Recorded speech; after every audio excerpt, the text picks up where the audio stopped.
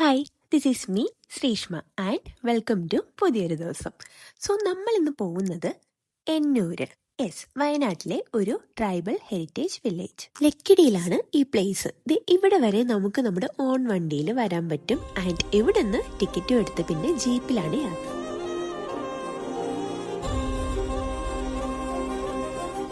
ഒരു കുന്നിന്റെ മേലെ 25 ഏക്കറിൽ വ്യാപിച്ചു കിടക്കുന്ന ഒരു കേന്ദ്രം. ഇവിടെ നിന്നുള്ള വ്യൂ നോക്കിയേ. കുറച്ച് പൊടിമഴയും കോടമഞ്ഞും കൂടെ ഉണ്ടെങ്കിൽ സംഭവം വേറെ ലെവൽ. 2022 എന്നൂര് കേരള സർക്കാർ പബ്ലിക്കിന് വേണ്ടിയിട്ട് ഓപ്പൺ ചെയ്തത്.